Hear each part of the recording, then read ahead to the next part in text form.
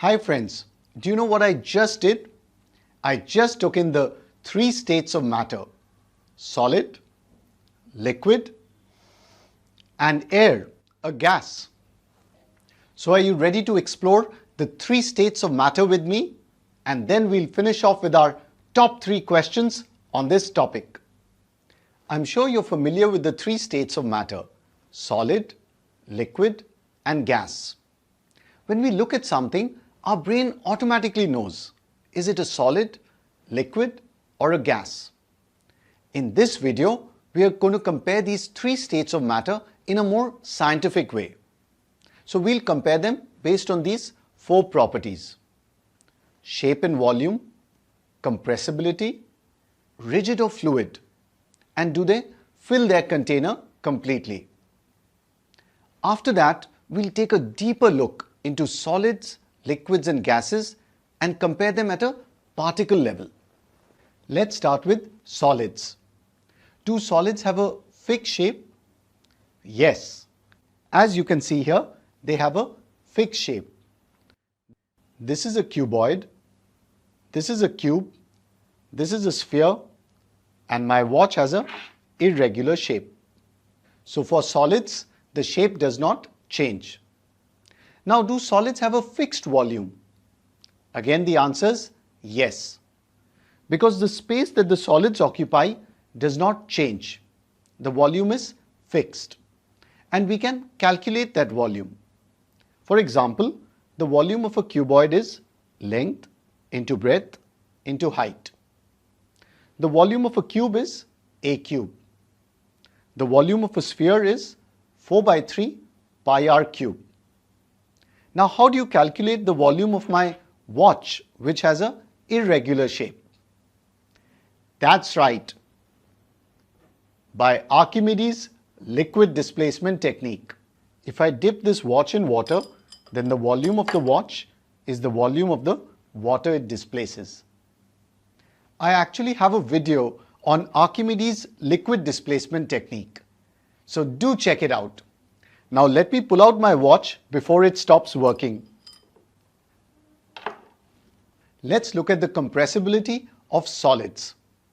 Usually solids are difficult to compress. For example, I can't compress the things on the table here. So if I try to take this cube and I try to press it, I can't compress this cube here. There are some exceptions, like a sponge. We'll talk about that towards the end of the video. Are solids rigid or fluid? That's right, the correct answer is rigid, because they have a fixed shape. Fluids are things that can flow. Now, do solids fill their container completely? For example, if I try to put this ball in this container here, does it fill the container completely? The answer is no. Let's add the properties of solids to our concept board. Now let's take a look at liquids. Liquids have a fixed volume but no fixed shape. I'm going to prove these 2 points to you with one single experiment here. For the experiment, I've taken water in this beaker, and as you can see, there's 100 ml of water here. Now I'm going to transfer this water into this container, this one, and this one. And you carefully take a look, what is the change in volume and shape of the liquid. So are you ready? Let's start. Now I'm going to transfer the water from this beaker into this bottle here.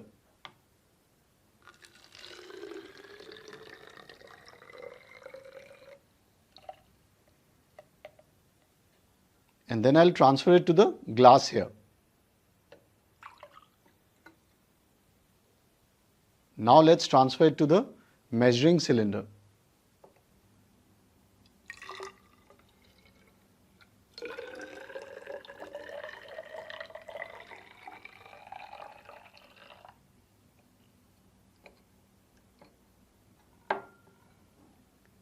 So what is the final volume here?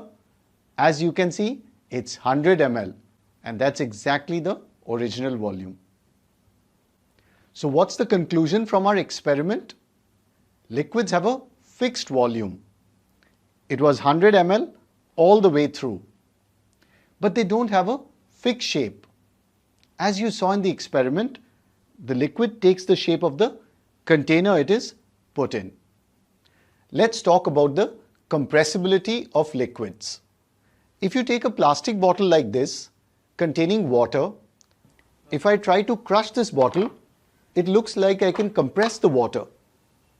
So are liquids compressible? The answer is no. When I'm crushing it, am I really compressing the water? No, I'm compressing the air inside the bottle. Now if we fill this bottle completely with water, I need to be Superman to be able to crush this bottle. So liquids are almost incompressible, just like solids. Are liquids rigid or fluid? That's right, the correct answer is fluid. The word fluid means it can flow easily. As you can see, water can flow easily. So liquids are fluids. Do liquids fill their container completely? The answer is no. As you can see, in the glass and the bottle, the water only occupies its own volume. The rest of the container is air.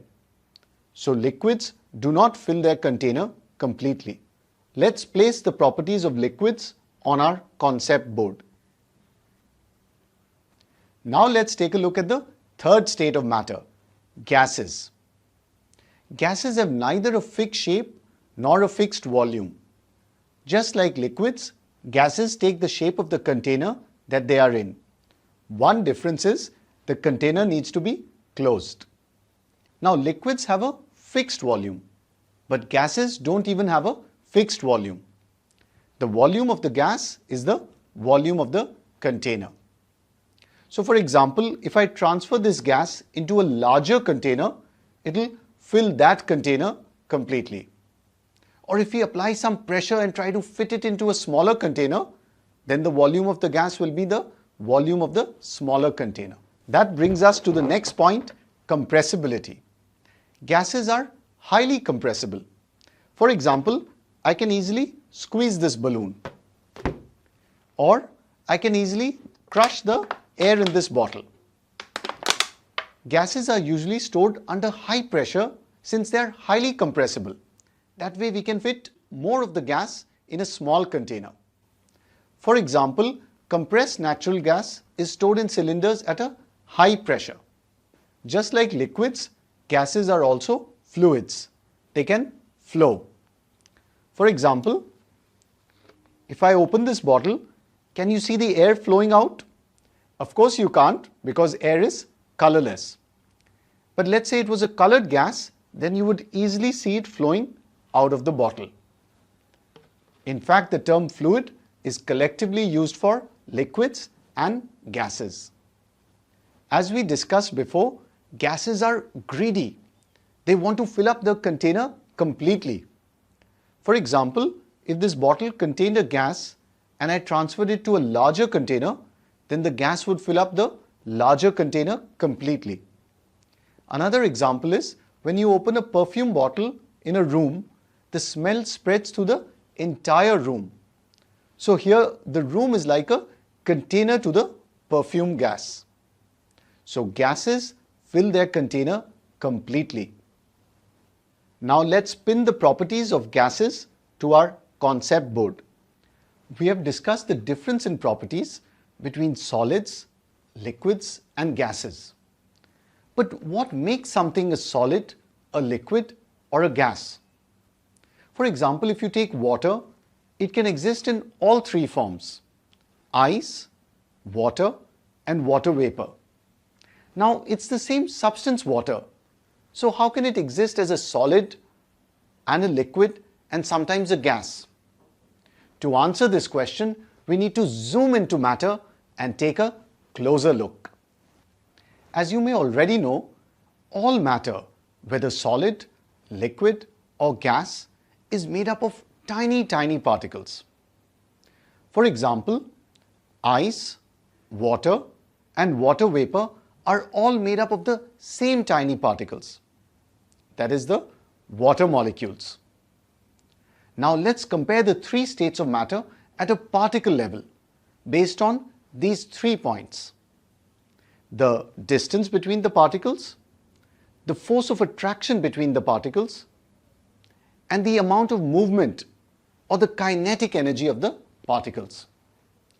To get a visual feel of things, I would like you to hold up your hands like this and imagine the tips of your fingers as particles. So are you ready? So this is what a solid would look like. The particles are tightly packed. The distance between the particles is very small. The force of attraction between the particles is very strong. So you have to apply a huge force if you want to change the shape of the solid. Even in a solid, the particles are moving, vibrating about their mean positions. But their movement is less. Kinetic energy of the particles is small.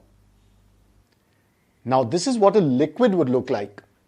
The particles are more loosely packed. The distance between the particles is bigger. The force of attraction between particles is weaker. In a liquid, the particles have more motion as compared to a solid.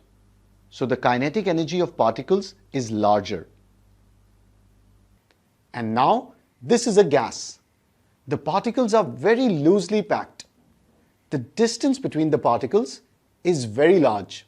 Force of attraction between particles is very weak.